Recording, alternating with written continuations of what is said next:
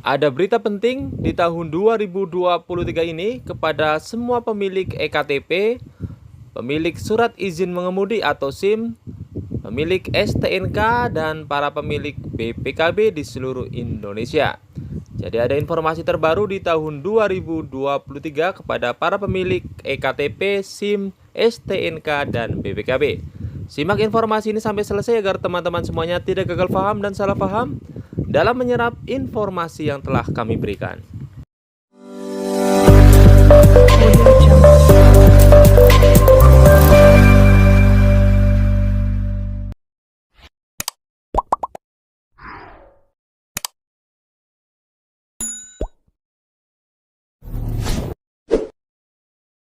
Halo semuanya, Assalamualaikum warahmatullahi wabarakatuh. Salam damai untuk Indonesia. Berjumpa lagi dengan Ranu Entertainment.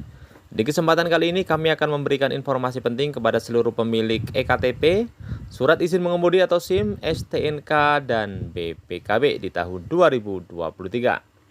Untuk informasi yang pertama kami tujukan kepada seluruh pemilik EKTP di seluruh Indonesia. Ada informasi penting yang perlu diketahui bahwa di tahun 2023 ini pemerintah bakal menggencarkan pembuatan KTP digital kepada masyarakat di seluruh Indonesia guna mengantisipasi hilangnya dokumen penting secara fisik yaitu berupa KTP.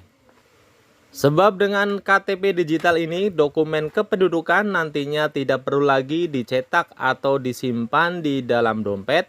Dalam pembuatan KTP digital, Kementerian Dalam Negeri Kemendagri menyebutkan ada beberapa syarat yang harus dipenuhi.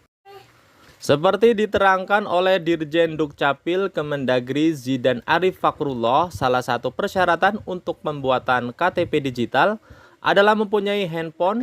Dan bagi warga yang tidak mempunyai HP, Zudan menuturkan warga tersebut masih tetap dilayani oleh Dukcapil. Untuk itu, Dukcapil tetap memberikan pelayanan identitas digital ini secara bertahap. Dan yang belum mempunyai handphone atau belum ada jaringan tetap akan dilayani dengan bentuk fisik dan pelayanan manual seperti biasanya. Dia juga mengatakan KTP digital nantinya akan dilakukan secara bertahap di seluruh Indonesia. Dan berikut ini adalah beberapa cara untuk pembuatan KTP digital di tahun 2023.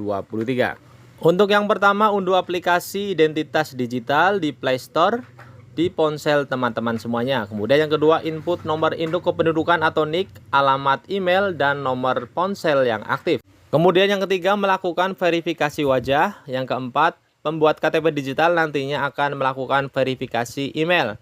Setelah berhasil, kembali ke menu utama untuk login. Dan yang keenam, nanti di KTP digital ini tersedia menu utama seperti nomor KTP, kemudian data-data keluarga, nomor NPWP, kepemilikan kendaraan, dan kartu vaksinasi COVID-19. Dan untuk penerapan KTP digital akan dilakukan secara bertahap di seluruh Indonesia di tahun 2023 secara nasional. Kita doakan semoga saja pemerintah sukses dalam rangka mengembangkan sistem KTP digital ini. Selanjutnya untuk informasi yang kedua, bagi para pemilik surat izin mengemudi atau SIM atau bagi teman-teman semuanya yang akan membuat surat izin mengemudi. Karena Kapolri Jenderal Listio Sigit Prabowo membuat instruksi terbaru yang mempermudah masyarakat dalam pembuatan surat izin mengemudi. Kapolri juga menegaskan kepada seluruh jajarannya untuk tidak memungut biaya apapun pada pelayanan penerbitan surat izin mengemudi selain pungutan biaya PNBP surat izin mengemudi atau PNBP SIM. Kapolri juga memperbolehkan warga yang gagal tes ujian pembuatan SIM dapat mengulang di hari yang sama apabila dinyatakan tidak lulus. Dan apabila di hari itu tidak lolos juga, maka bisa kembali lagi 14 hari setelah dinyatakan tidak lolos. Dan instruksi ini tertuang dalam surat telegram nomor ST-miring 238/X-1.1/2022 pertanggal 31 Oktober tahun 2022 yang ditandatangani oleh Kakor Lantas Polri Irjen Firman Shanti Budi atas nama Kapolri. Dan berikut ini adalah biaya penerbitan SIM baru maupun perpanjangan SIM di tahun 2023. Untuk penerbitan SIM baru, untuk SIM A umum, B1 umum, B2 dan B2 umum sebesar Rp120.000.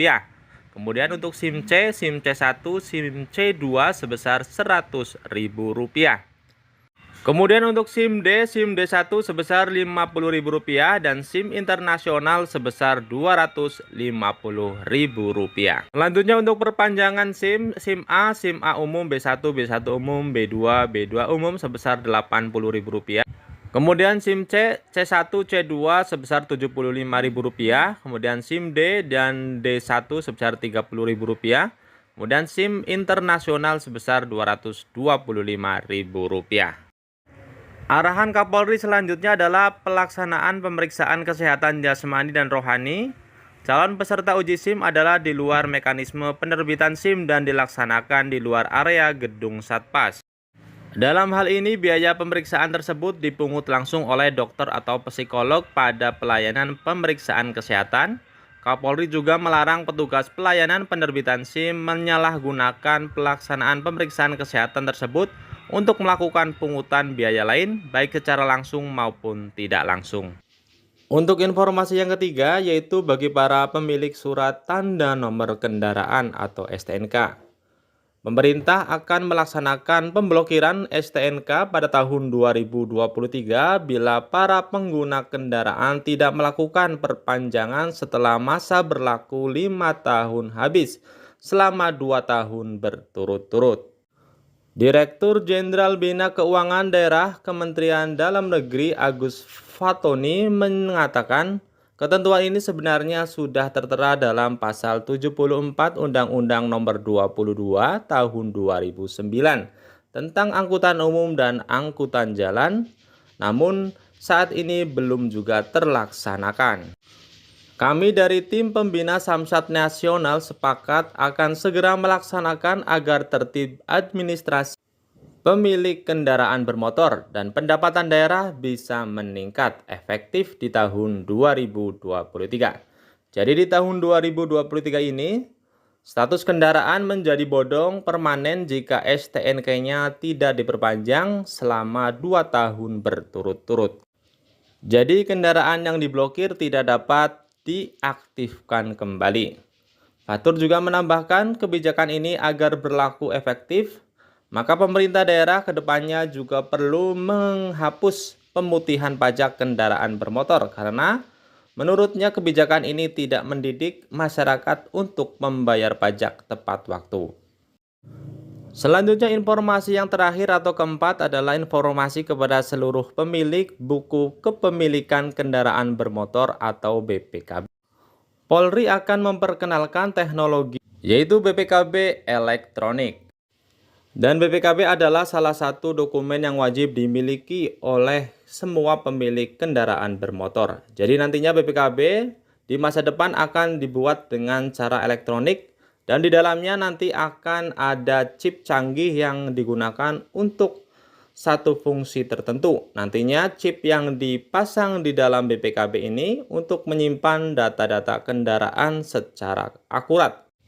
Dan untuk BPKB elektronik ini bentuknya akan mirip seperti paspor konvensional. Dan akan dipasang logo chip di sampul BPKB elektronik tersebut untuk menjadi tempat pendataan kendaraan. BPKB elektronik nantinya akan terintegrasi dengan semua data Korlantas Polri. BPKB chip ini juga akan terintegrasi dengan stockholder. Keuntungan BPKB elektronik adalah memudahkan pelayanan proses mutasi kendaraan menjadi 1 hari kerja dari yang sebelumnya sampai dengan 1 hingga 2 bulan. Kemudian yang kedua, mencegah penyelewengan, pemalsuan dan duplikat surat kendaraan bermotor. Itulah informasi kepada para pemilik KTP, SIM, STNK, dan BPKB di tahun 2023 ini. Semoga informasi ini bermanfaat. Kami ucapkan terima kasih. Wassalamualaikum warahmatullahi wabarakatuh.